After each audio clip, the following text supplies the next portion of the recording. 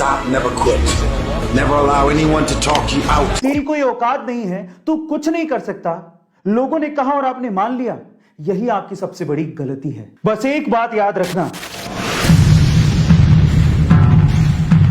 तुझसे तो ना हो पाएगा। तू अपनी औकात से ज्यादा बड़े सपने देख रहा है। जितनी चादर हो पैर उतने ही पसारने चाहिए। जब ये लाइनें आप लोग अपने आसपास वालों से सुनते हो, स्पेशली अपने रिश्तेदारों से और अपने घर वालों से सुनते हो ना, तो हमारी हिम्मत डाउन होने लगती।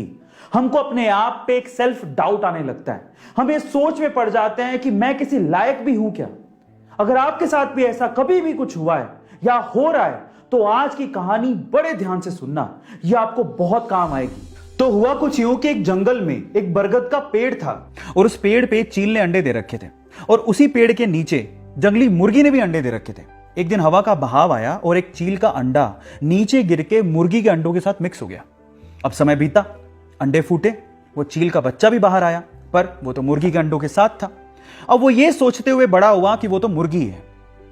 अब वो वही करता जो कि मुर्गियां करती थी। वो उतना ही उड़ सकता था जितनी मुर्गियां यूजुअली उड़ती हैं। और आपको तो ये पता ही है कि मुर्गियां ज्यादा उड़ नहीं सकती। एक बार वो चील का बच्चा जो कि मुर्गियों की तरह पल रहा था, उसने आसमान में चील को उड़ते देखा। तो उसने अपनी मुर्गी मां को पूछा कि मां, वो पक्षी कौन है जो बड़े शान से उड़ रहा है। मां कहती है, बेटा वो तो चील है। तो बच्चा मासूमियत से सवाल पूछता है कि हम लोग इतना ऊंचा क्यों नहीं उड़ सकते। तो मां कहती है, क्योंकि तुम मुर्गी हो।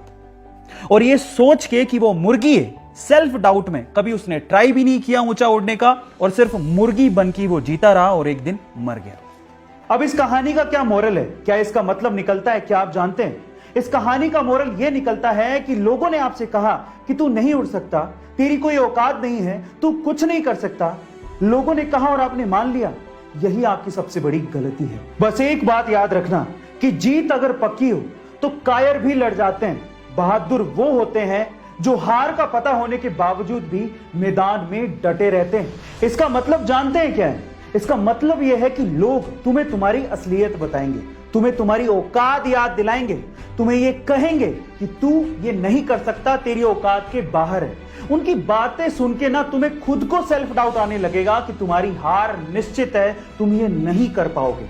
उसके बावजूद भी, उनकी बातों को सुनने के बाद भी अगर तुम अपने सपनों को ना छोड़ो और उसके लिए लड़ो और उसको पूरा करने के लिए अपनी जी जान लगा दोगे ना, तो इंसान तो क्या, भगवान भी तुम्हें तुम्हारे सपनों को पूरा करने से रोक नहीं पाएगा।